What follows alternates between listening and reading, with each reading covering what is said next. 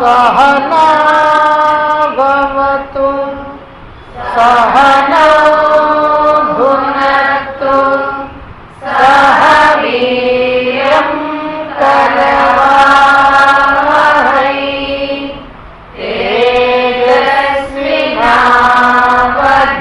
तेजस्विनावधीतमस्तु मा विद्विषावहै।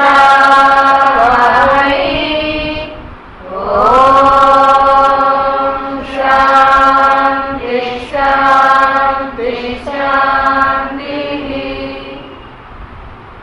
ओम गुरुर्ब्रह्मा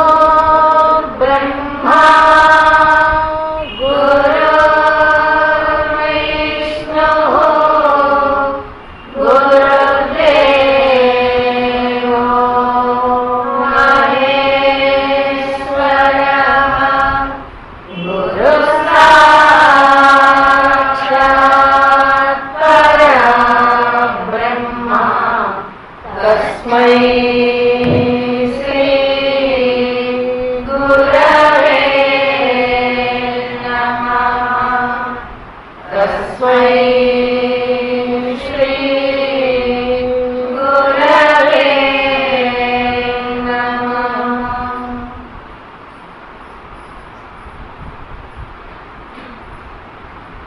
అధర్వణ వేదంలోని కైవల్యోపనిషత్తు, ఈ ఉపనిషత్తుని గురించి మనం ఇప్పుడు చెప్పుకోబోతా ఉన్నాం. సాధారణంగా లోకంలో ఉన్నటువంటి మానవుల్ని 3 తరగతులుగా విభాగం చేయవచ్చు. ఒకటి సామాన్యులు, 2 ఉత్తములు, 3 మహాత్ములు అని. ఎలా చేస్తాం, ఏ బేసిస్ మీద ఇలా మనం వర్గీకరణ చేస్తాం అని అంటే, ఈ జన్మ బాగా గడిచిపోతే చాలు, తర్వాత సంగతి ఎవరు చూడొచ్చారు అని భావించి తన యొక్క శరీర పోషణ, తన కుటుంబం యొక్క పోషణ, తన యొక్క సుఖాలు, తన యొక్క భోగాలు, తన యొక్క అవసరాలు, ఇది మాత్రమే నాకు ప్రధానం అని అనుకుంటూ అందుకోసమే ప్రయత్నం చేస్తూ, అందుకోసమే పనులు చేస్తూ ఎవరైతే జీవితాన్ని గడుపుతూ ఉంటారో వాళ్ళు సామాన్యులు. లోకంలో చాలామంది ఈ రకమైనటువంటి వాళ్ళే ఉంటారు. రెండవ రకమైనటువంటి వాళ్ళు ఉత్తములు. అయితే వీళ్ళెవరు? ఇప్పుడు మనం పొందుతున్నటువంటి కష్టాలకి, సుఖాలకి, బాధలకి, దుఃఖాలకి, అలాగనే భోగాలకి మనం పూర్వజన్మల్లో చేసుకున్నటువంటి పుణ్యాలే కారణం. పూర్వంలో పుణ్యం చేసుకున్నాం కాబట్టి ఇప్పుడు మనకి సంపదలు కలుగుతూ ఉన్నాయి, ఇప్పుడు మనకి సంతోషం వస్తూ ఉంది, ఇప్పుడు మనకి దుఃఖం, మనకి ఆనందం కలుగుతూ ఉంది, ఇప్పుడు మనం హాయిగా ఆనందంగా 10 మందిలో గౌరవంగా జీవిస్తూ ఉన్నాం. అలాగనే పూర్వంలో మనం పాపాలు చేశాం కాబట్టి ఇప్పుడు దుఃఖాలు వస్తూ ఉన్నాయి, కష్టాలు వస్తూ ఉన్నాయి, బాధలు వస్తూ ఉన్నాయి, భయాలు కలుగుతూ ఉన్నాయి. జీవితం అంతా కూడా చాలా కష్టంగా బాధతో గడిచిపోతూ ఉన్నది, ఆర్థికంగా చాలా నలిగిపోతూ ఉన్నాం అని ఇవన్నీ కూడా తెలుసుకొని,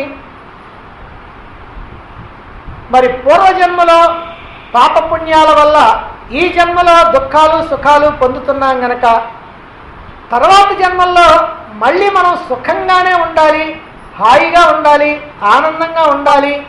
అలా గనక ఉండాలి అని అంటే ఇప్పుడు మనం పుణ్యకార్యాలు చేయాలి, సత్కార్యాలు చేయాలి, లేదా 10 మందికి మేలు కలిగేటువంటి కర్మలు చేయాలి అనేటువంటి భావనతో నిరంతరము కూడా అలా కృషి చేస్తూ, అంటే తమను పోషించుకుంటూ, తమ కుటుంబాన్ని పోషించుకుంటూ కూడా కొంత సమయాన్ని ఇలా పరోపకారం కోసం ఎవరైతే వెచ్చిస్తూ ఉంటారో, ఎవరైతే కొంత స్వార్థాన్ని వదిలిపెట్టి ఆ పరుల కోసం లేదా దైవం కోసం ఎవరైతే కృషి చేస్తూ ఉంటారో అదిగో అలాంటి వాళ్ళని ఇక్కడ ఉత్తములు అన్నారు. ఇక మూడవ రకమైనటువంటి వాళ్ళు చాలా అరుదుగా ఉంటారు, ఎక్కడో ఒక్కళ్ళు ఉంటారు. ఎవరు వీళ్ళు? వీళ్ళ యొక్క ఆలోచన విధానం అంతా వేరుగా ఉంటుంది. ఎందుకనంటే ఎన్ని పుణ్యకార్యాలు చేసినా, ఎన్ని సత్కార్యాలు చేసినా, ఎంతమందికి మనం మేలు చేసినా, ఎంతమందిని మనం ఉద్ధరించినా, ఏం చేసినా సరే రాబోయేటువంటి జన్మలు ఎంత మంచి జన్మలు వచ్చినా ఆ జన్మల్లో కూడా సుఖాలతో పాటుగా కొన్ని దుఃఖాలు కూడా ఉంటాయి, తప్పదు. అంతేకాకుండా ముఖ్యంగా జన్మ దుఃఖం, జరా దుఃఖం, వ్యాధి దుఃఖం, మరణ దుఃఖం అనేటువంటి ఈ దుఃఖాలన్నీ కూడా తప్పనిసరిగా ఉంటాయి.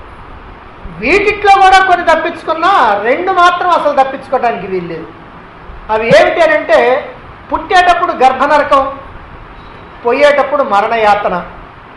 ఈ రెండు మాత్రం ఎవ్వరికి కూడా తప్పవని, కాబట్టి వీటిని కూడా తప్పించుకొని అసలు ఏ రకమైనటువంటి యాతన లేకుండా, ఏ రకమైనటువంటి దుఃఖము లేకుండా ఆనందకరమైనటువంటి స్థితి కావాలి.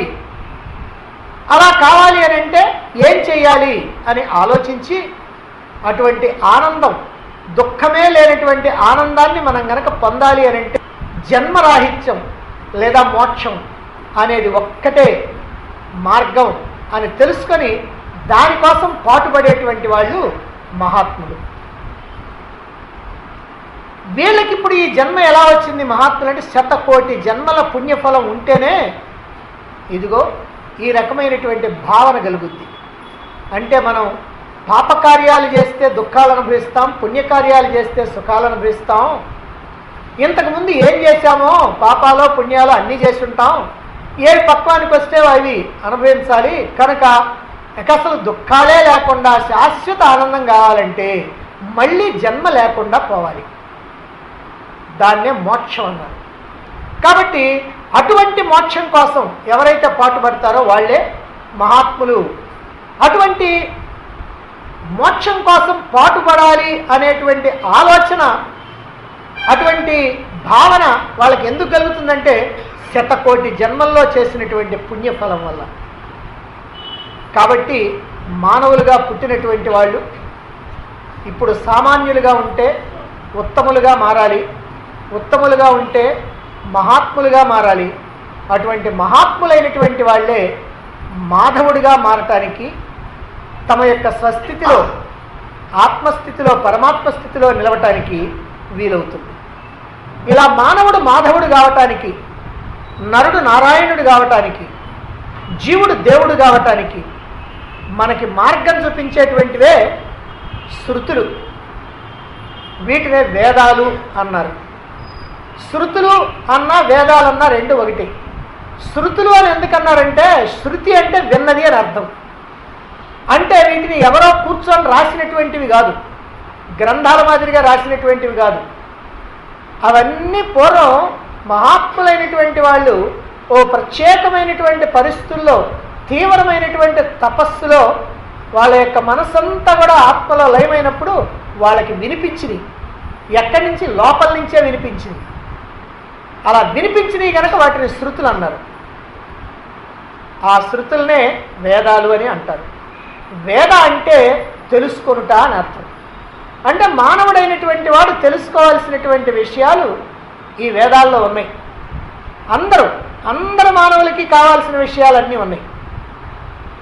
అయితే నిజంగా ఈ వేద అనేటువంటి మాట ఎప్పుడు మనకి నిజమైనటువంటి అర్థాన్ని ఇస్తుంది అని అంటే, మానవుడు తన యొక్క జీవిత పరమార్థమైనటువంటి మోక్షాన్ని అందుకోవటానికి తప్పకుండా తెలుసుకోవాల్సినటువంటివి ఈ వేదాలు అని అర్థం చేసుకుంటే అప్పుడు వేద అంటే తెలుసుకుంటా అనే అర్థం సరిపోయింది. కనుక ఏం తెలుసుకోవాలి? మనం మోక్షాన్ని అందుకోవటానికి కావాల్సినటువంటి జ్ఞానం ఏదైతే ఉందో దాన్ని తెలుసుకోవాలి. మొట్టమొదట్లో వేద మంత్రాలన్నీ కూడా కుప్పలు తెప్పలుగా అలా పడి ఉన్నాయి. ఎందుకనంటే ఎవరెవరికి ఏ వినిపించినాయో అవి వాళ్ళ శిష్యులకి చెప్తూ ఉంటారు. వాళ్ళు మళ్ళీ వాటిని మననం చేసుకొని వాళ్ళు మళ్ళీ వాళ్ళ శిష్యులకి చెబుతూ ఉంటారు. ఈ ప్రకారంగా అలా చెప్పుకుంటూ చెప్పుకుంటూ కుప్పలు తెప్పలైపోయింది. అయితే కృతయుగంలో, త్రేతాయుగంలో మానవుడి యొక్క ఆయుర్దాయం 1000 సంవత్సరాలు ఉంటుంది కనుక ఆ వేద మంత్రాలన్నింటినీ కూడా తెలుసుకోవటానికి, అర్థం చేసుకోవటానికి, మరి అధ్యయనం చేయటానికి వాళ్ళకి బాగా సమయం ఉంది. కానీ ద్వాపర యుగం వచ్చినప్పటికల్లా ఆ సమయం తగ్గిపోయింది. ఎందుకనంటే ఆనాటి ఆయు ప్రమాణం 200 సంవత్సరాలు మాత్రమే. కాబట్టి 200 సంవత్సరాల ఆయు ప్రమాణం అంటే సుమారుగా 40 సంవత్సరాల్లో వాళ్ళ యొక్క విద్యాభ్యాసం పూర్తయిపోయింది. అలా విద్యాభ్యాసం ఎప్పుడైతే పూర్తయిపోతుందో ఆ లోపల ఈ వేదాలను తెలుసుకోవాలి. మరైతే మామూలు విద్యలతో పాటుగా ఈ వేదాలను కూడా తెలుసుకోవాలంటే టైం చాలా తక్కువ. ఇక కలియుగం వచ్చినప్పటికల్లా ఆలోచించారు మహాత్ములైనటువంటి వాళ్ళు. కలియుగంలో మానవుడి యొక్క ఆయుర్దాయం పూర్తిగా ఉంటేనే 100. కాబట్టి 20 సంవత్సరాల లోపల విద్యాభ్యాసం చేయాలా. ఆ విద్యాభ్యాసంలో పట్టుకుటి కోసం చదువుకోవాల్సినటువంటి చదువులు ఉంటాయి. ఇవి కాక ఈ వేదాలు నేర్చుకునే వాళ్ళు ఎవరుంటారు? ఇవేమో పట్టాన అర్థమయ్యేవి కాదు కదా. అసలు ఎక్కడ ఏ మంత్రాలు ఉన్నాయో, ఏవి తమకి జీవితానికి అవసరం అవుతాయో, ఎవరికి ఏం అవసరం అవుతాయో తెలుసుకునేటువంటి శక్తి కూడా వాళ్ళకు ఉండదు అనేటువంటి ఆలోచనతో ద్వాపర యుగం చివరిలో వ్యాస మహర్షి ఇదంతా కూడా చక్కగా ఆలోచించి ఈ వేదాలన్నింటినీ కూడా 4గా విభాగం చేశారు.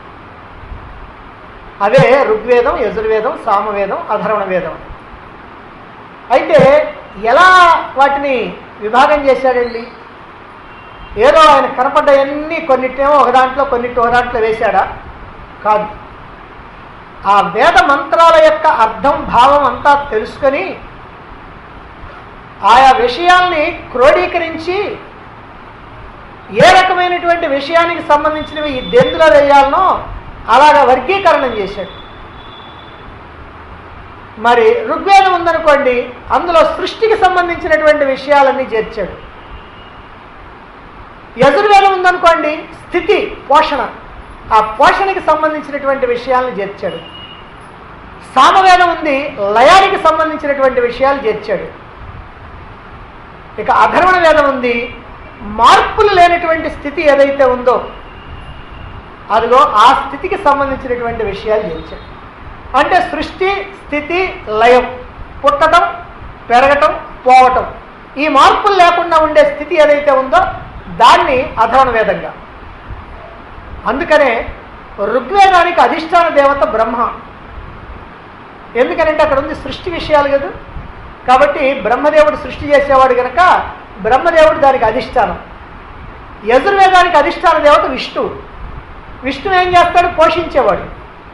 దాంట్లో పోషణ విషయాలు ఉన్నాయి కాబట్టి ఆయన్ని అధిష్టాన దేవతగా ఉంచాడు. ఇక సామవేదానికి లయానికి సంబంధించిన విషయాలు కనుక ఈశ్వరుడు దానికి అధిష్టాన దేవత. మరి అధర్వణ వేదం ఉంది కదా, ఇది మార్పులు లేనటువంటిది కదా. అందుకని మార్పులు లేనటువంటి నిరాకార నిర్గుణ పరమాత్మ దీనికి అధిష్టాన దేవత. ఆ పరమాత్మనే అధర్వుడు అంటారు. ఆ పేరు మీదనే అధర్వణ వేదం అనేటువంటి మాట వచ్చింది. ఈ విధంగా 4 వేదాలుగా విభాగం చేయబడ్డాయి. ఇక మళ్ళీ ఒక్కొక్క వేదంలో మళ్ళీ 4 భాగాలు ఉన్నాయి. ఎందుకంటే ఈ వేదాలను విభాగం చేయటం అనేటువంటిది అది సామాన్యమైన విషయం కాదు. అసలు వేదాలను తెలుసుకోవటమే సామాన్య విషయం కాదు మనకి. అసలు వేదాల్లో ఏదో ఒక వేదాన్ని తెలుసుకోవటం కూడా మన వల్ల కాదు. ఒక వేదంలో కొంత భాగం తెలుసుకోవటం కూడా మన వల్ల కాదు. అలాంటిది వేద విభాగం ఎట్లా చేశారని మనమేం ఆలోచిస్తాం? ఇది చాలా కష్టమైనటువంటిది. అందువల్ల మరి మానవుడికి ఏ వేదాన్ని తెలుసుకున్నా అందులో తనకు కావాల్సినటువంటి విషయాలు రావాలి అనేటువంటి ఒక ఉద్దేశంతో ప్రతి వేదాన్ని మరి 4 భాగాలు చేశారు. ఈ 4 భాగాలు ఏమిటంటే, ఒకటి మంత్రభాగం, రెండవదేమో బ్రాహ్మణాలు, మూడవదేమో ఆరణ్యకాలు, నాలుగవదేమో ఉపనిషత్తు. మరి మొదటి భాగమైనటువంటి సంహిత మంత్రభాగం, దీనిలో ఏముంటాయంటే ప్రకృతి శక్తుల యొక్క ఆరాధన, స్తోత్ర పాఠాలు ఇవన్నీ కూడా ఉంటాయి. అంటే దేవతల్ని స్తుతించటం, ప్రకృతి శక్తుల్ని స్తుతించటం. నువ్వు ఇంద్రుడివి, చంద్రుడివి, అంతటివాడివి, ఇంతటివాడివి, నువ్వు సర్వసముద్రుడివి, నువ్వు ఏమైనా చేయగలవు, నిగ్రహానుగ్రహ సముద్రుడివి, నువ్వే నాకేదన్నా ఇవ్వాలా అని మనం అడగటం కోసం ముందు ఆయన కాస్త పొగడాలి కదా. అందుకని స్తుతి పాఠాలు, ఈ స్తోత్ర పాఠాలు ఇవన్నీ కూడా ఆ మంత్రభాగంలో ఉంటాయి. ఇక రెండవది బ్రాహ్మణాలు. ఈ బ్రాహ్మణాల్లో ఏముంటాయనంటే దేవతల్ని కొలవటానికి, పూజించటానికి పూజా విధానాలు, యజ్ఞయాగాదికాలు ఇవన్నీ కూడా ఉండేటువంటిది బ్రాహ్మణాలు. అంటే మొట్టమొదటి దాంట్లో ఎక్కడో ఉన్నటువంటి భగవంతుణ్ణి స్తుతించటం, రెండవ దాంట్లో ఎదురుగా ఉన్నటువంటి విగ్రహాన్ని పూజించటం. ఇక మూడవది ఆరణ్యకాలు. భగవంతుడు ఎదురుగా కాదు, నీలోనే ఉన్నాడు. ఆ నీలో ఉన్నటువంటి భగవంతుణ్ణి నువ్వు ఉపాసన చేయాలి, జపం, ధ్యానం, ఇలా భక్తితో నీలోనే ఉన్నటువంటి భగవంతుని ఉపాసన చేసేటువంటి ఉపాసన విధానాలన్నీ కూడా ఈ మూడో భాగమైనటువంటి ఆరణ్యకాల్లో. ఇక నాలుగో భాగం అసలు నువ్వు పరమాత్మే, నువ్వు జీవుడివి కాదు, నీవు పరమాత్మవే అని తెలియజెప్పేటువంటి జ్ఞానం ఈ ఉపనిషత్తుల్లో ఉంది. ఇదే అసలైనటువంటి జ్ఞానం, ఇదే ఆత్మజ్ఞానం, ఇదే బ్రహ్మజ్ఞానం. అంటే మనకిక్కడ ఒక వరుస అర్థమవుతుంది. సామాన్యుడు భగవంతుడంటే ఎవరో తెలియదు, ఎక్కడుంటాడో తెలియదు, ఎలా ఉంటాడో తెలియదు కనుక ఆ సామాన్యుడికేమో స్తోత్ర పాఠాలు. ఆ స్థితి నుంచి రెండో స్థితికి వస్తే ఎక్కడో ఉన్నటువంటి భగవంతుడు అసలు మన మొర ఆలకిస్తున్నాడా, ఆలకించటం లేదా, మన మాట ఏమైనా వింటున్నాడా, వింటలేదా మనకి తెలియదు కదా. అందుకోసం అని చెప్పి మనం ఒక రూపాన్ని ఏర్పాటు చేసుకొని ఎదురుగా ఆ రూపాన్ని పెట్టుకొని మనం కనుక పూజ చేస్తే, ఆహా మన మాటలు వింటున్నాళ్లే, మన మంత్రాలు వింటున్నాళ్లే, మన గొడవ ఏదో ఆయన కాస్త పట్టుద్ది, మన కోరికలు తీరుస్తాడు అని మనకు ధైర్యం ఉండటం కోసమని ఎదురుగా ఉన్నటువంటి విగ్రహాన్ని పూజించడం రెండవదైనటువంటి బ్రాహ్మణాలు. ఈ బ్రాహ్మణాల్లో ఉన్నటువంటి ఈ క్రతువుల్ని నిర్వహించడం కోసమే ఈ బ్రాహ్మణులు, పురోహితులు ఉన్నది. ఇక మూడవ భాగమైనటువంటిది ఆరణ్యకాలు. ఆరణ్యకాల్లో భగవంతుడంటే ఎదురుగా ఉన్నటువంటి విగ్రహం కాదయ్యా, భగవంతుడంటే నీ హృదయంలోనే ఉన్నాడు. ఆయనే చెబుతాడు సర్వస్య చాహం హృది సన్నివిష్ట అని, అందరి హృదయాల్లో నేను ఉన్నాన్ని కనుక నీ హృదయంలోనే ఉన్నాడు కనుక నువ్వు ఎక్కడికి పోవక్కర్లేదు, పెద్ద పెద్దగా కేకలేయక్కర్లేదు, పెద్ద పెద్దగా మంత్రాలు చదవక్కర్లేదు, లేకపోతే నైవేద్యాలు ఏం పెట్టక్కర్లేదు, ఏమక్కర్లేదు. నీలోనే ఉన్నటువంటి ఆ పరమాత్మని నువ్వు ఉపాసన చేయి. ఆసన, ఉపాసన. అంటే సమీపంగా, ఆసన అంటే కూర్చోటం, సమీపంగా కూర్చోటం అంటే భగవంతుడికి సమీపంగా కూర్చోటం అని ఈ వీటిని గురించి అక్కడ చెప్పడం. ఇక నాలుగో భాగం వచ్చినప్పటికీ నీలో పరమాత్మ ఉండటం కాదు, ఆ పరమాత్మ నీవు, ఇది నీవు కాదు, ఆ పరమాత్మ నీవు.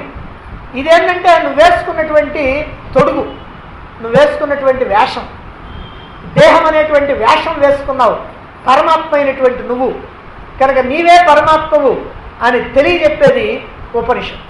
ఇది ఆత్మజ్ఞానాన్ని తెలియజెప్పేది.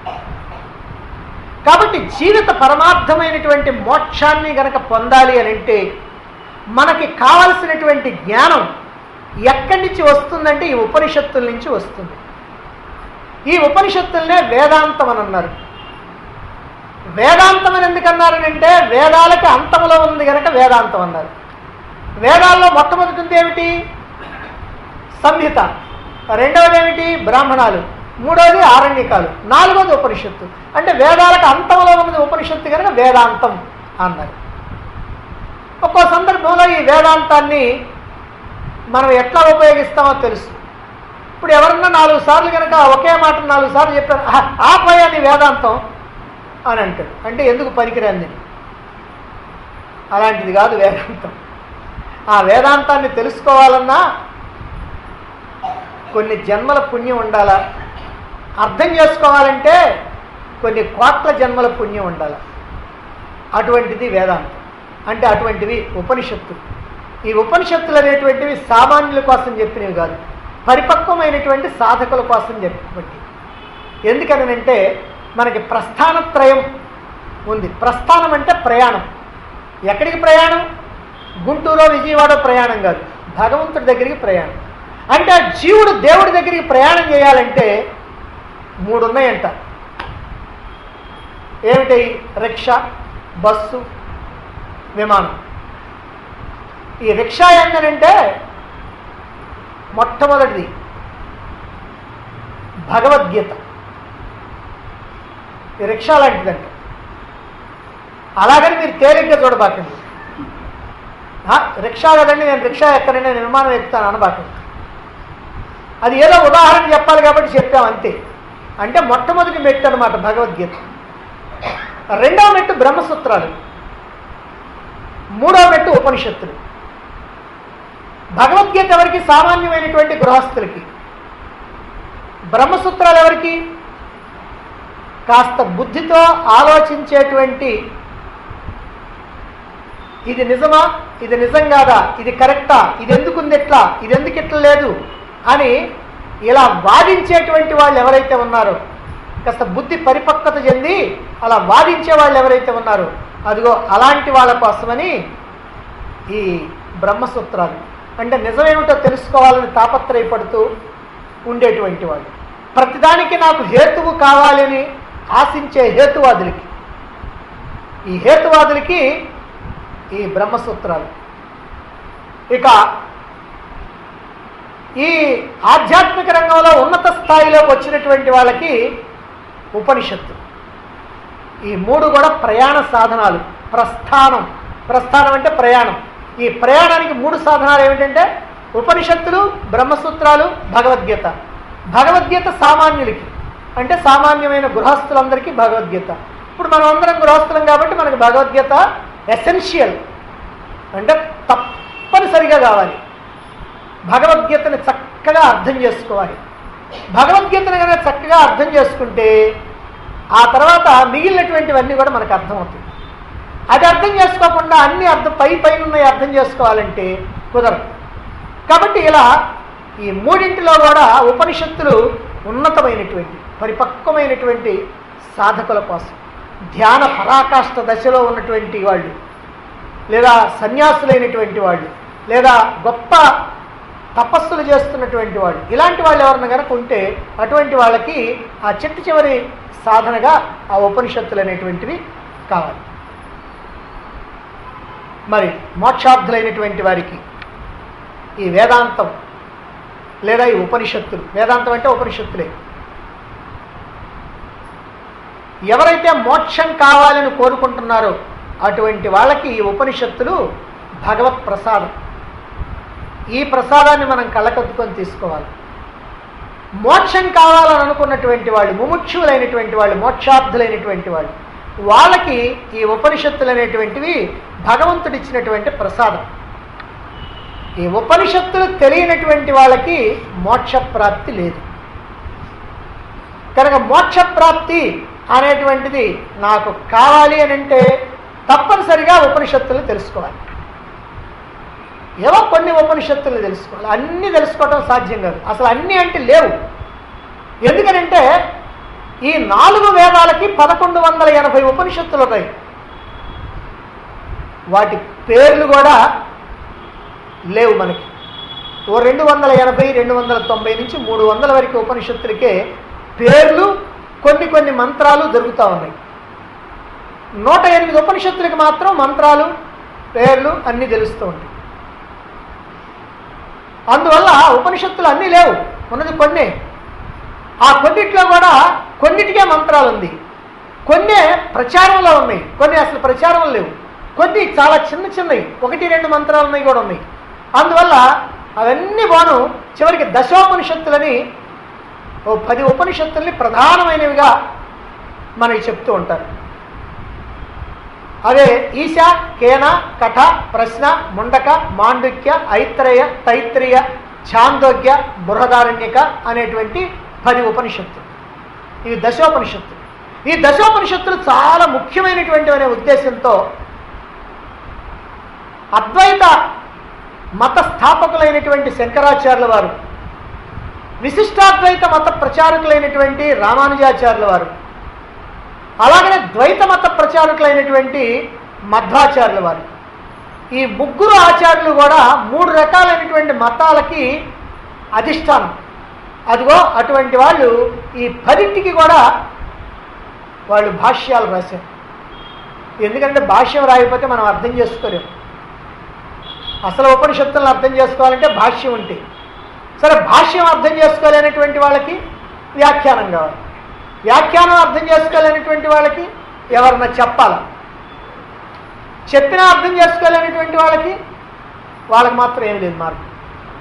కనుక ఈ భాష్యం రాసినటువంటి వాళ్ళు ముగ్గురు ఆచార్యులు.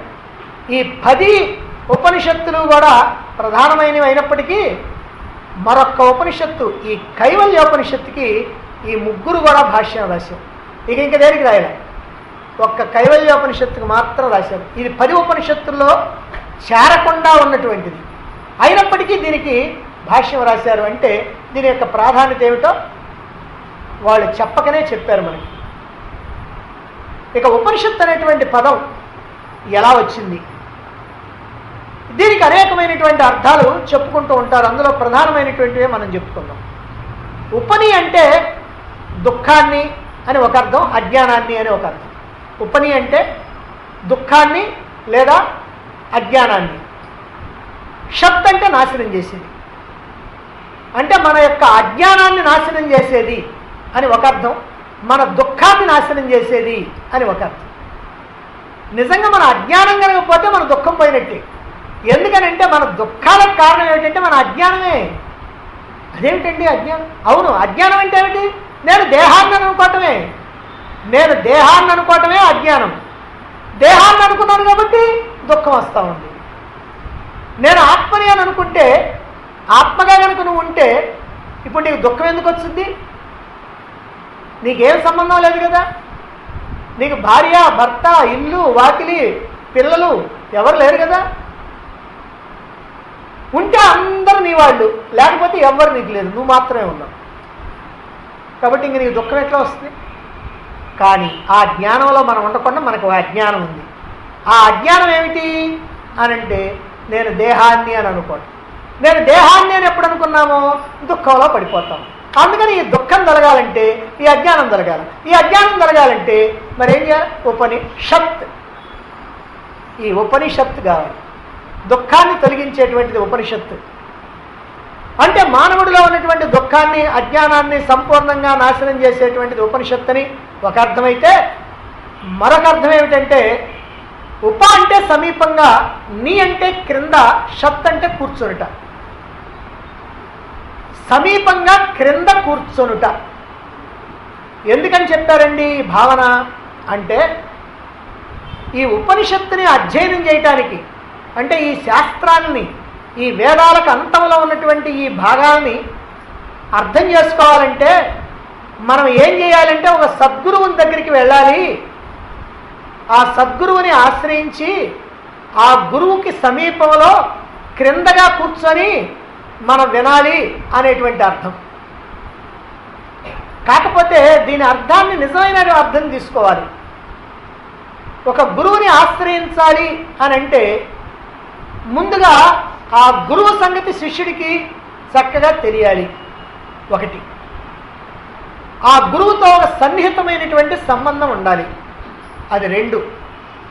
మూడవది, ఆ గురువు నా యొక్క శ్రేయస్సు కోసం పాటుపడేటువంటి వాడు అనేటువంటి ఒక నమ్మకం, విశ్వాసం, శ్రద్ధ ఉండాలి. 4, అలా ఉన్నప్పుడు ఆ గురువుకి సేవ చేసి ఆ గురువుని సంతృప్తిపరుస్తూ ఉండాలి. ఇది 4. ఇలా ఆ గురువుతో ఒక అవినాభావ సంబంధం కలిగి ఉండి ఆ గురువు తనకు అనుకూలమైనటువంటి సమయంలో ఎప్పుడు ఈ శాస్త్రాన్ని, ఈ ఉపనిషత్తుల్ని వినిపించడానికి సిద్ధపడతాడో ఆ సమయంలో శ్రద్ధగా మనం వినాలి. అయితే ఎలా కూర్చొని వినాలి? క్రింద కూర్చొని అన్నారు. క్రింద కూర్చోవటం అంటే ఏమిటండి? గురువు చిన్న వయస్సులో వాడై శిష్యులు పెద్ద వయస్సులో వాళ్ళు కనుకైతే కింద కూర్చోమంటే కుదరదు. గురువు ఏముంది, ఆయన మహానుభావుడు పైన కూర్చుంటాడు, ఏ వయసులో ఉన్నాడు. కానీ మనం పెద్ద వయసులో ఉన్నాం, కింద కూర్చోవాలంటే ఎట్లండి? కాబట్టి మోకాళ్ళు వంగటం లేదే, నేను కింద కూర్చుంటే కాసేపు కూడా కూర్చోలేనే, ఈ దిగుళ్ళేం పెట్టుకోవక్కర్లా. ఇక్కడ క్రింద కూర్చొని అని అంటే అర్థం ఏమిటంటే ఆ గురువు యొక్క మనస్సు కన్నా నీ మనస్సు కింద ఉండాలి. నీ శరీరం కాదు కింద కూర్చోవాల్సింది. నీ శరీరం ఎంత ఎత్తున కూర్చున్నా ఏం పర్వాలేదు, కుర్చీలో కూర్చున్నా లేకపోతే సింహాసనం వేసుకొని కూర్చున్నా ఏం పర్వాలా. కానీ నీ మనస్సు ఎలా ఉండాలంటే కింద ఉండాలంటే గురువు తెలిసినటువంటి వాడు, నేను తెలుసుకోవాల్సినటువంటి వాడిని. గురువు సందేహాలు తీర్చేవాడు, నేను సందేహాలు వ్యక్తం చేసేవాడిని.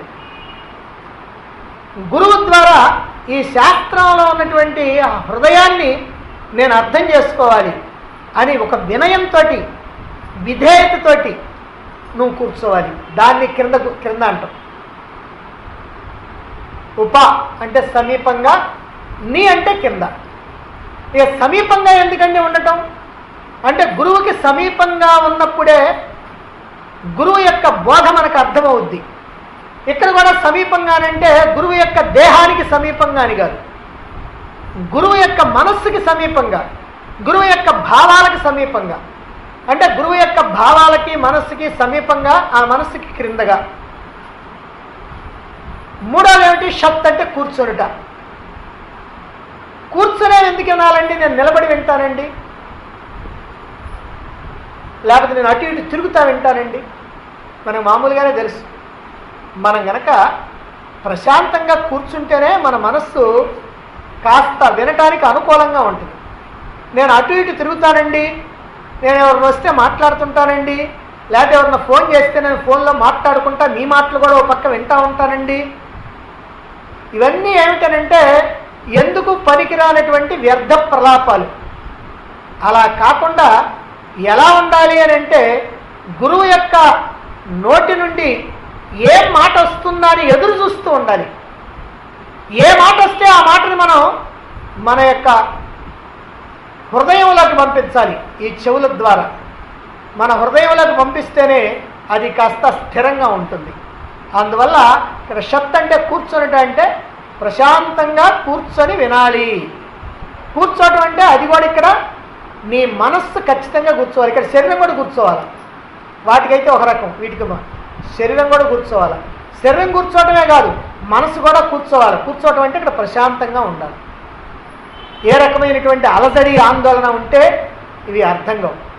అందుకనే ఉపనిషత్తులను వినటానికి సాధన చతుష్టయ సంపద అని మనకి ముందుగా చెప్తారు. తత్వబోధలో వచ్చింది, అలాగనే వివేక చూడామణిలో వచ్చింది. సాధన చతుష్టయ సంపద, అదిగో అవి ఉండాలి అని.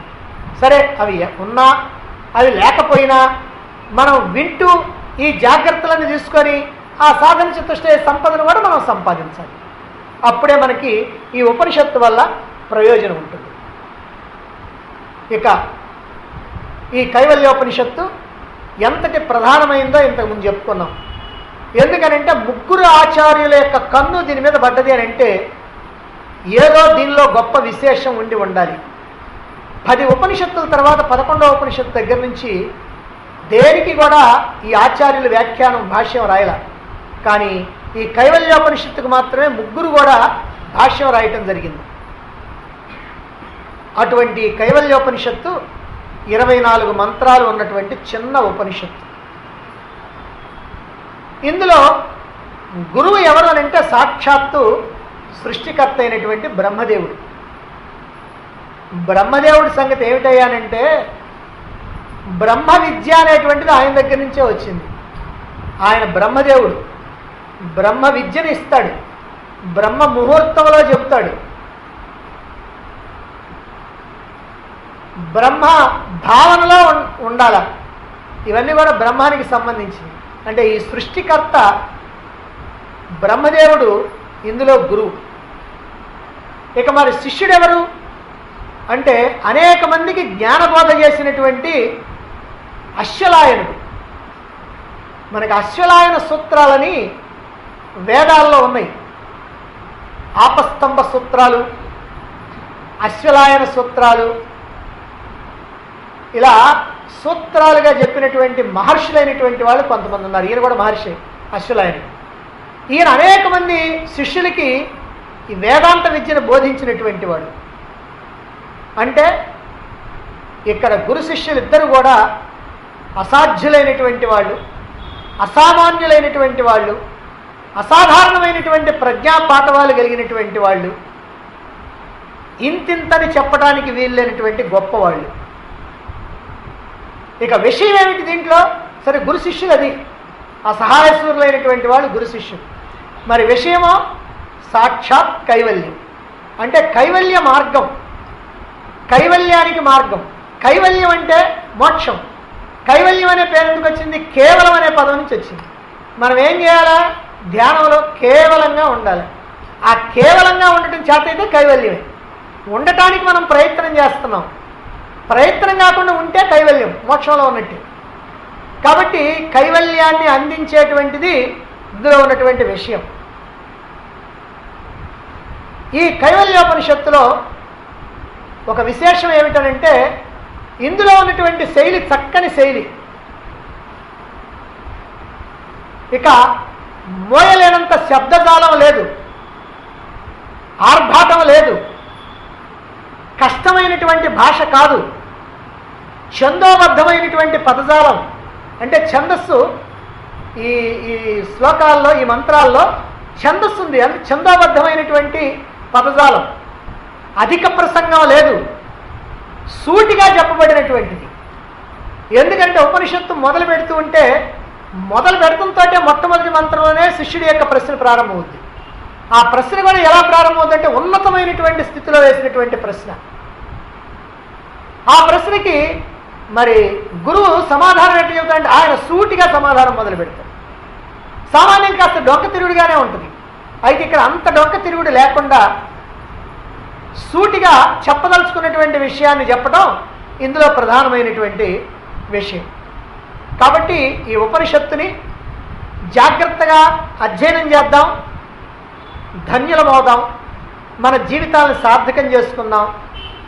ఈ ఉపనిషత్తుల్ని శ్రద్ధగా వినటం వల్ల మనలో గొప్ప మార్పు సంభవిస్తుంది. ఎందుకనంటే ఆ శ్రద్ధగా వినటం అనేటువంటిది మనకి అర్హత ఉన్నప్పుడు. అర్హత లేకుండా కనుక వింటే ప్రయోజనం లేదు. మరి ఉపనిషత్తుని ఇంతకుముందు కొంతమంది విన్నారు, మరి చాలామంది వినలేదు. ఇప్పుడు అందరూ కూడా వినేటువంటి అవకాశం వచ్చింది. ఈ అవకాశాన్ని అందరూ కూడా సద్వినియోగం చేసుకోండి. ఇప్పుడు మన ఉపనిషత్తులోకి వెళుతున్నాం. ప్రతి ఉపనిషత్తుకి ఓ శాంతి మంత్రం ఉంటుంది. ఇప్పుడు ఈ కైవల్యోపనిషత్తు శాంతి మంత్రంతో ప్రారంభమవుతుంది. ఆ శాంతి మంత్రం ఏమిటో చూడండి. ఓం భద్రం కర్ణేభిః శృణుయామ దేవాః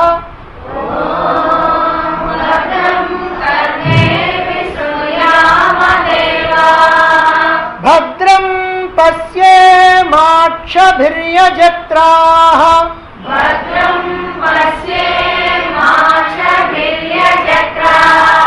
స్థిరైరంగైస్తుష్టువాంసస్తనూభిః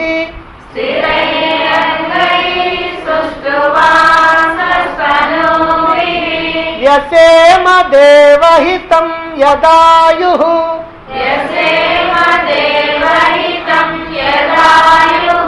స్వస్తి న ఇంద్రో వృద్ధశ్రవాః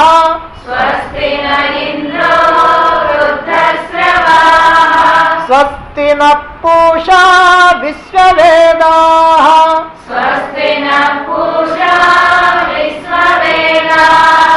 స్వస్తి నస్తార్క్ష్యో అరిష్టనేమిః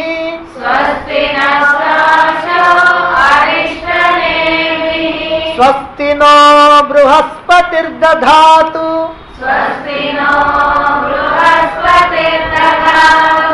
ఓం శాంతి శాంతి శాంతి.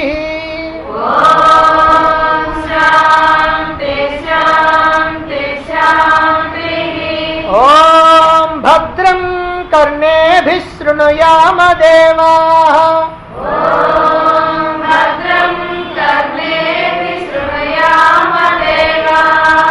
భద్రం పశ్యేమాక్షభిర్యజత్రాః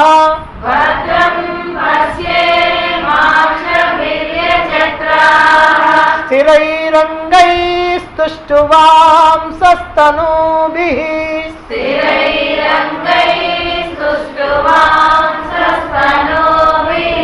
యసేమ దేవహితం యదాయుః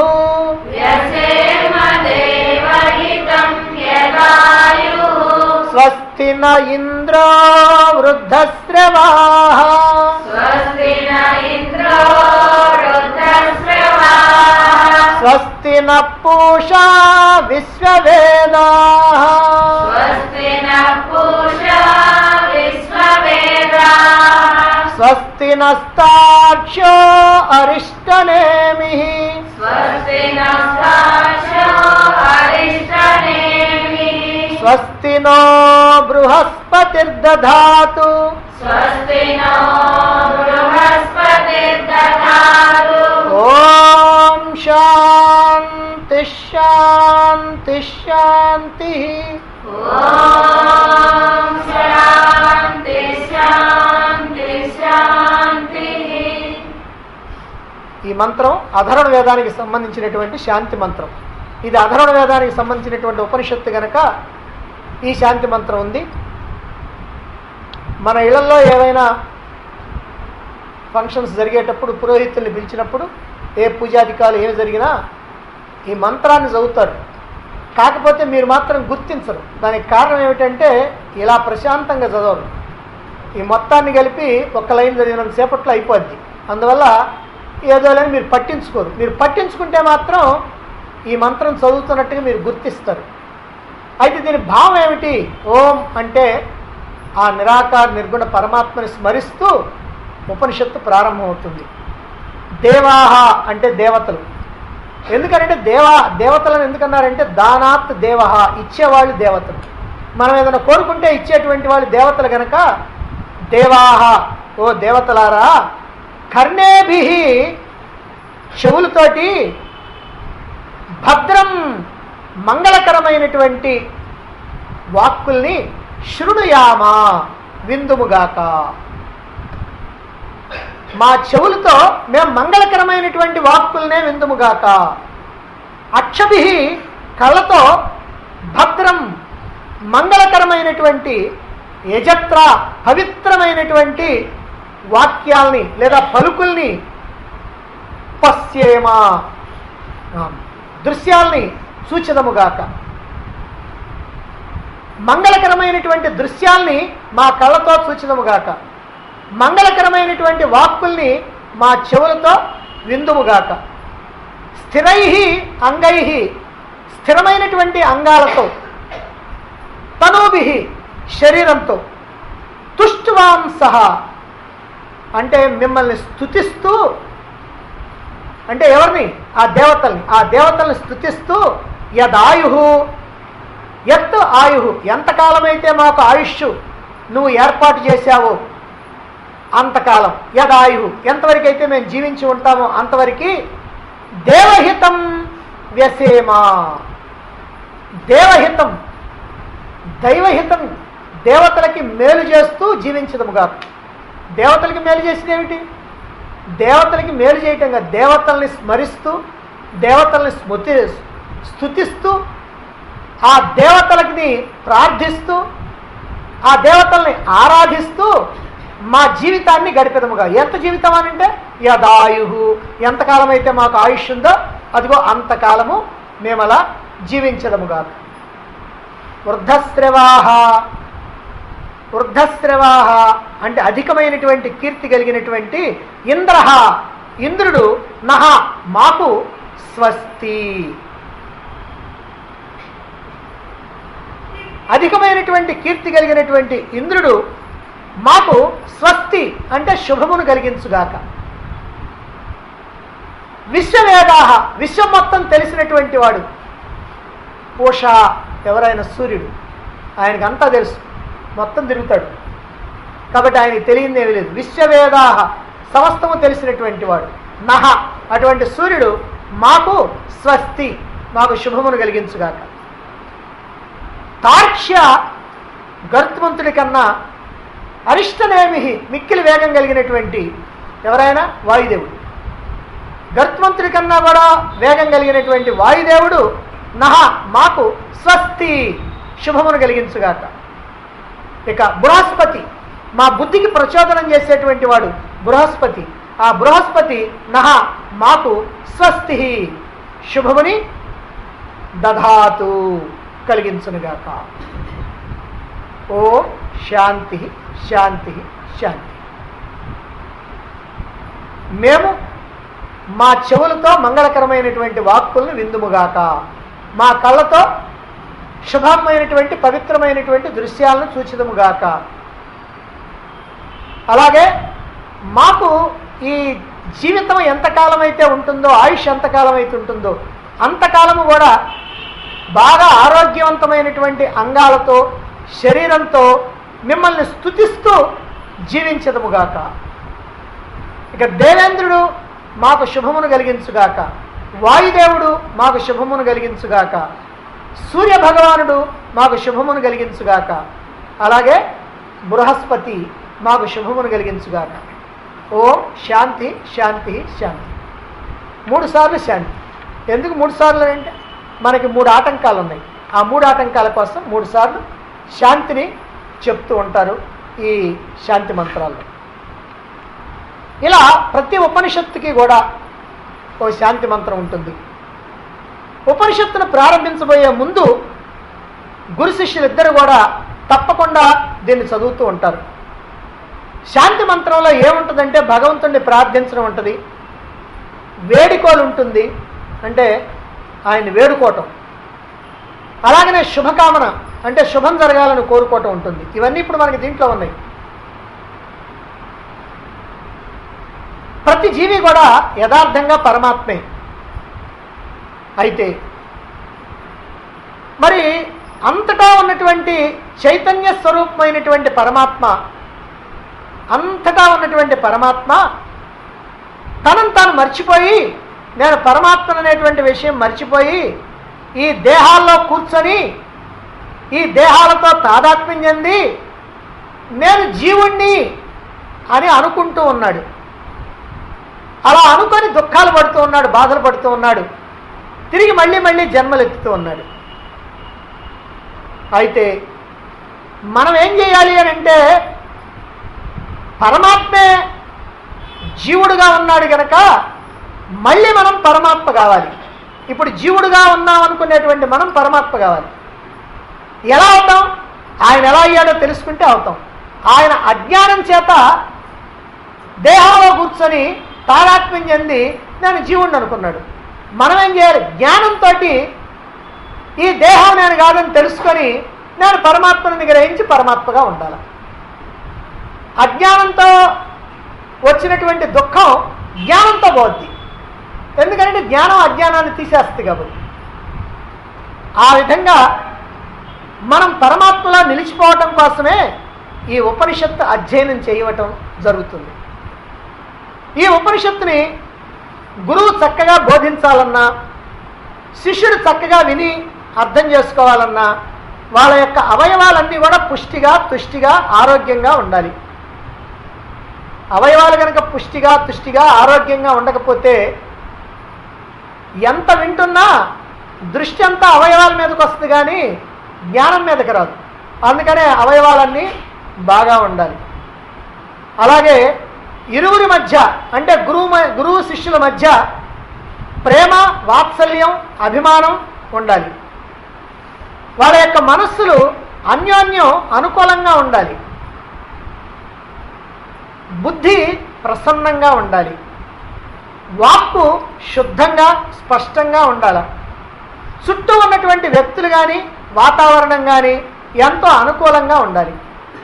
ఇవన్నీ చక్కగా అనుకూలంగా ఉండాలంటే సర్వశక్తి ప్రదాత అయినటువంటి పరమాత్మ యొక్క అనుగ్రహం మనకు కావాలి. ఆ పరమాత్మ యొక్క అనుగ్రహాన్ని పొందటం కోసమే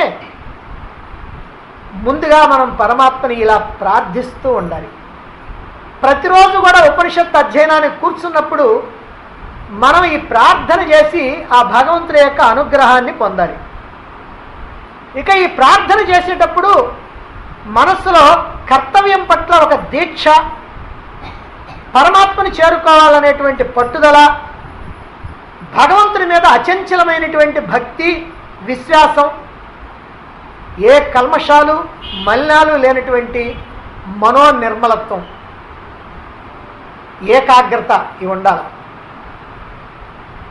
కాబట్టి కర్తవ్యం పట్ల దీక్ష ఉండాలి, పరమాత్మను చేరుకోవాలనేటువంటి ఒక పట్టుదల ఉండాలి, భగవంతుని మీద అచంచలమైనటువంటి భక్తి విశ్వాసం ఉండాలి, కల్మషాలు లేనటువంటి మనస్సు, ఏకాగ్రమైనటువంటి మనస్సు ఉండాలి.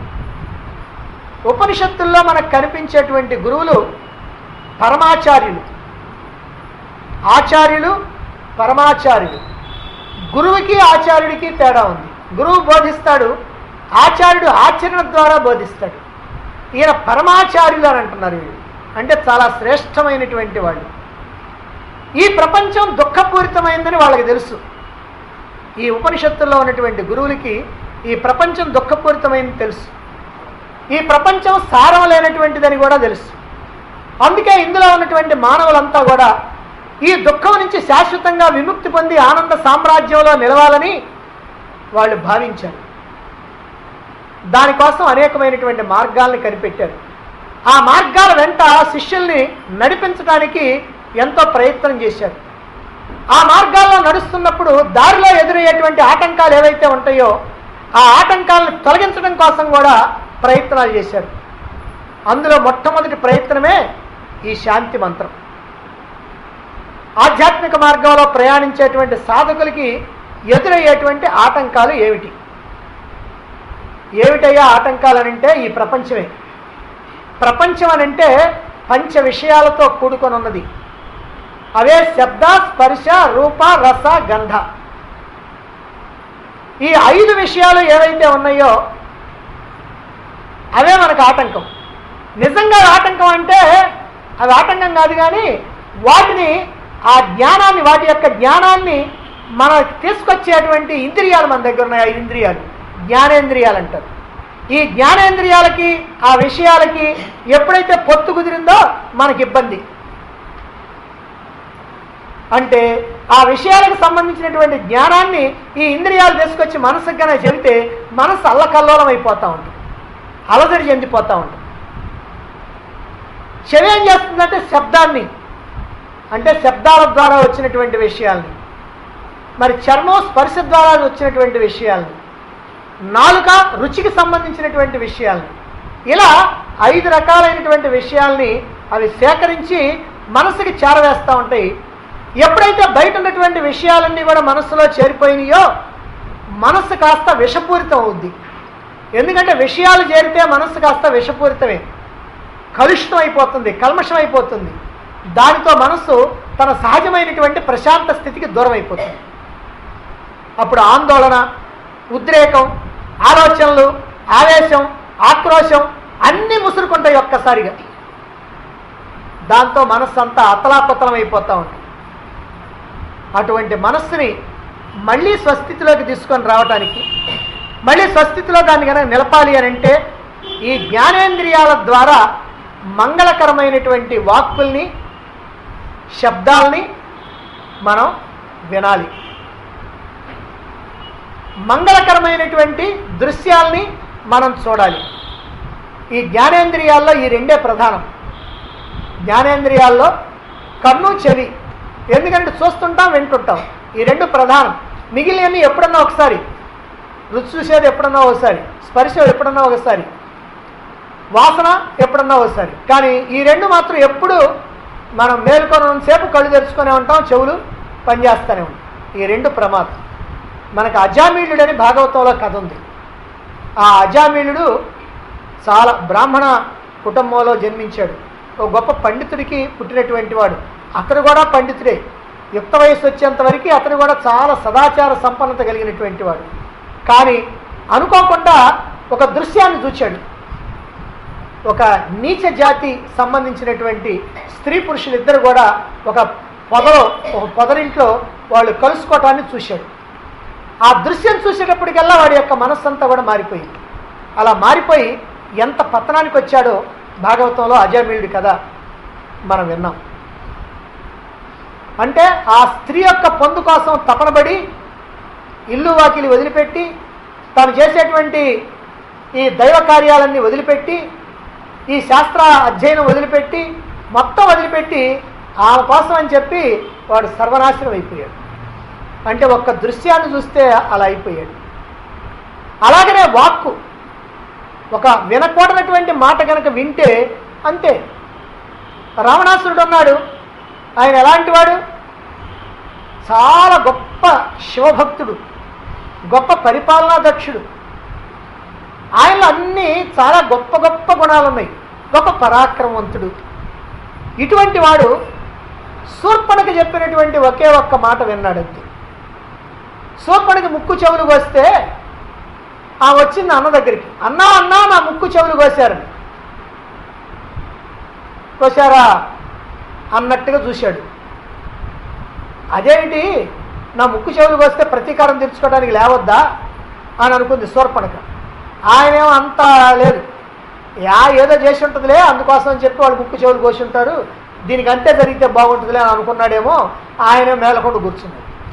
ఇక అప్పుడు అనుకుంది శూర్పణఖ. శూర్పణఖ అంటే మనం ఇక్కడ కూడా అప్పుడప్పుడు కొట్టి చుప్పనాథ్ శూర్పణఖ అండి అని ఒక్కొక్కళ్ళని అంటుంటారు.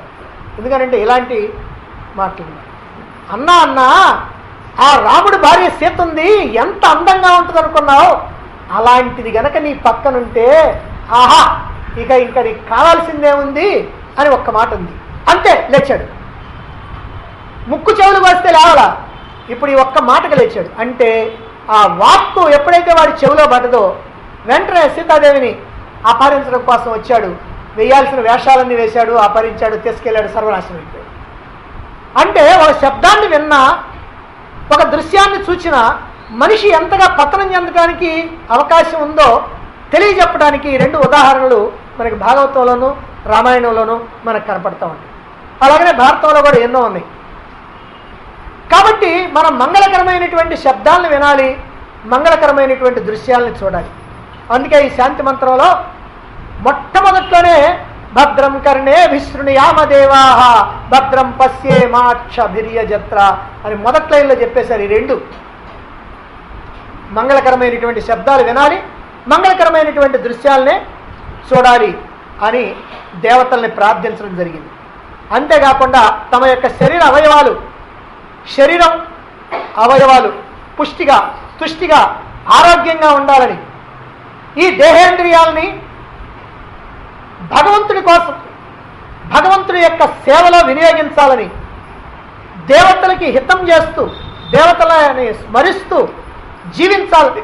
అది కూడా ఆయువు ఉన్నంత వరకే జీవించాలి. ఆయువు ఉన్నంత వరకు కూడా దైవ కార్యాల్లో నిమగ్నం కావాలి.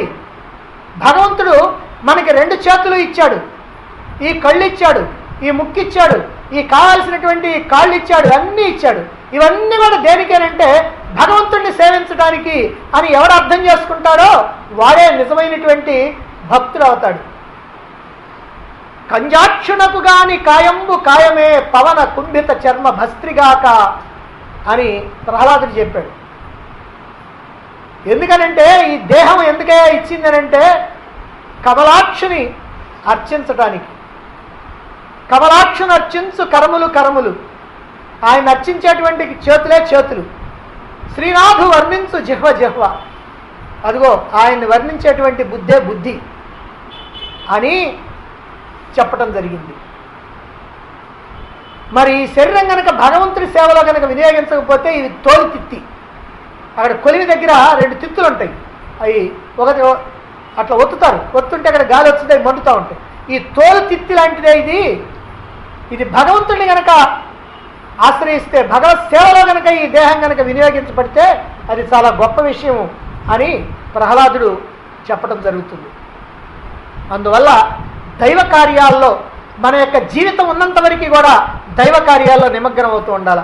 మన చుట్టూ ఉన్నటువంటి పరిస్థితులు ఎలా అన్నా ఉండని గాక, లాభం జరగని నష్టం జరగని, మంచి జరగని చెడు జరగని, ఏమన్నా కానీ గాక, అవన్నీ కూడా మనం పూర్వంలో చేసుకున్నటువంటి కర్మల కారణంగా మనం అనుభవిస్తూ ఉన్నాం. కానీ ఇప్పుడు మనం ఏం చేయాలి అనేటువంటిది మనం గుర్తుపెట్టుకొని మన యొక్క జీవితాన్ని అలా భగవత్ సేవలో వినియోగించాలి. దీన్ని బట్టి మనకు ఒక విషయం అర్థమవుతుంది. ఈ ప్రపంచాన్ని వదిలి ఎక్కడికో వెళ్ళి సన్యాస జీవితాన్ని గడపాలనేటువంటి కోరిక లేదు. ఇక్కడ ఈ ఉపనిషత్తులో ఈ శిష్యులకి గురువుకి ఎవరికి కూడా ఇలా వదిలిపెట్టి వెళ్ళాలనేటువంటి కోరిక లేదు. ఈ ప్రపంచంలో జీవిస్తూనే తమ యొక్క లక్ష్యం ఏదైతే ఉందో ఆ లక్ష్యాన్ని చేరుకోవాలి. అలాగే సాధనకి అంతరాయం కలగకుండా ఆరోగ్యాన్ని చక్కగా కాపాడుకోవాలని, అందుకు భగవంతుడి యొక్క కృప తప్పకుండా అవసరమని ఒక ఆరాటం. ఈ లోకంలో జీవిస్తూ అవసరాలు తీర్చుకుంటూ అందుబాటులో ఉన్నటువంటి వాటిని అనుభవిస్తూ కోరికల్ని తీర్చుకుంటున్నప్పటికి కూడా ఈ కోరికల్ని ఇంకా ఇంకా తీర్చుకోవాలని కానీ ఇంకా ఇంకా భోగాలు అనుభవించాలని కానీ అందుకోసం జీవితాన్ని బాగా పొడిగించుకోవాలని కానీ కోరుకోవటంలా. అంతేకాదు ఇక్కడ మరొక విశేషం కూడా ఉంది. జీవితం అసంతృప్తిగా ఉంటే, కష్టాలతో బాధలతో ఉంటే ఈ జీవితాన్ని అంతం చేసుకోవాలనేటువంటి ఆలోచన కూడా లేదు. ఇది గొప్ప విషయం. ఈ జీవితాన్ని పొడిగించుకోవాలని లేదు, ఈ జీవితాన్ని ముగించుకోవాలని లేదు. మరో ఏమిటి? భగవంతుడు ఎంత అయితే నీకు ఆయుష్ ఇచ్చాడో అంతకాలము నువ్వు చేయవలసినటువంటి పనులు చేస్తూ ఉండు. అంతకాలము భగవంతుడికి సన్నిహితంగా ఉండు, భగవత్ కార్యాల్లో నిమగ్నంగా. ఎంతవరకు ఆయువు ప్రసాదించాడో భగవంతుడు, అదిగో అంతవరకే దేవహితం చేస్తూ, దైవ కార్యాలు చేస్తూ, శాస్త్రవిహితమైనటువంటి కార్యాలు చేస్తూ, దైవాన్ని ఉపాసిస్తూ, మోక్ష ప్రాప్తి కోసం ప్రయత్నిస్తూ సార్థకమైనటువంటి జీవితాన్ని, శుభప్రదమైనటువంటి జీవితాన్ని గడపాలనేటువంటి కోరిక మాత్రమే ఉంది.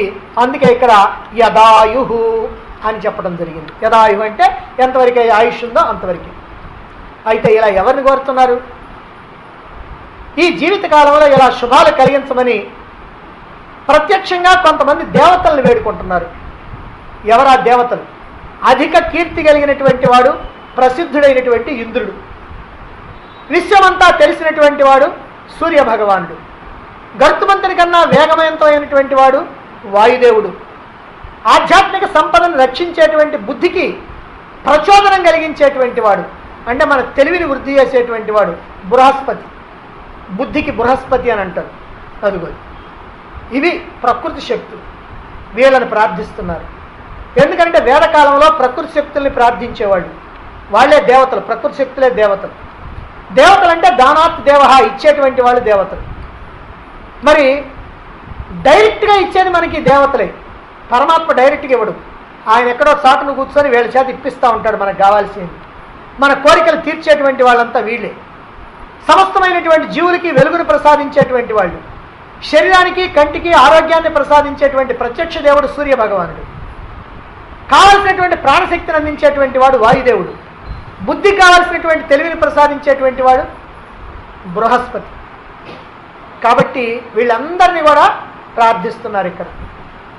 భగవంతుడిని చేరుకునేదాకా, ముక్తిని పొందేదాకా సాధకుడైనటువంటి వాడికి ప్రకృతి శక్తుల యొక్క అనుగ్రహం అవసరం. అందుకే ప్రకృతి శక్తుల్ని ప్రార్థిస్తూ ఉండాలి.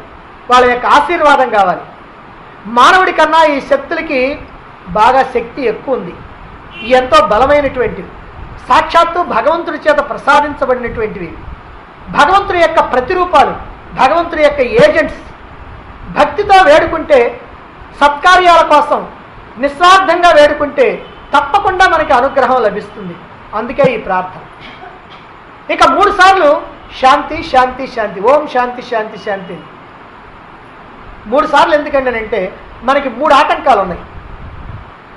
ఇప్పుడు శాస్త్రాన్ని అధ్యయనం చేయటానికి లేదా సాధనలు చేయటానికి మనకి ఎప్పుడు కూడా 3 ఆటంకాలు వస్తుంటాయి. అవే ఆది దైవిక, ఆది భౌతిక, ఆధ్యాత్మిక అని 3 తాపాలు. ఈ 3 తాపాలు శాంతించాలని 3 సార్లు శాంతి చెప్తారు. ఆది దైవిక అంటే దైవికంగా వచ్చేటువంటివి, దైవికంగా వచ్చే ఆటంకాలు. ఏమిటి దైవికంగా వచ్చేటువంటి ఆటంకాలంటే, మనం ఉపనిషత్తు అధ్యయనం కోసం బయలుదేరాం. ఇంటి దగ్గర నుంచి బయలుదేరబోతున్నాం. ఉరుములు మెరుపులు, అలా అడుగు బయటకు పెట్టాం. ధన ధన ధన వర్షం. మరి రావడానికి వీల్లేదు కదా, ఎట్లా? కాబట్టి ఇది ఒక ఆటంకం. లేదు, అదే సమయంలో ఇప్పుడు మనకు మామూలుగా కరెంటు పోద్ది. ఇది భౌతికమైన దైవికమే ఇది కూడా. ఎందుకనంటే ఏమో ఎప్పుడు పోద్దో ఎప్పుడు వస్తుందో మనకు తెలియదు. అలాగా దైవికమైనటువంటి ఆటంకాలు ఏవైతే ఉన్నాయో, వర్షాలు కానీ, తుఫాన్లు కానీ, భూకంపాలు కానీ, లేకపోతే ఏమైనా మీరు వచ్చేటువంటి దారిలో ఏమైనా పెద్ద ప్రమాదం జరిగే పక్క రావడానికి వీలు లేకుండా ఏదైనా అడ్డుపడితే, ఇలాంటి ఆటంకాలన్నీ కూడా దైవికంగా వచ్చేటువంటి ఆటంకాలు. ఈ ఆటంకాలు శాంతించాలని ఒక శాంతి. రెండవది ఆది భౌతిక.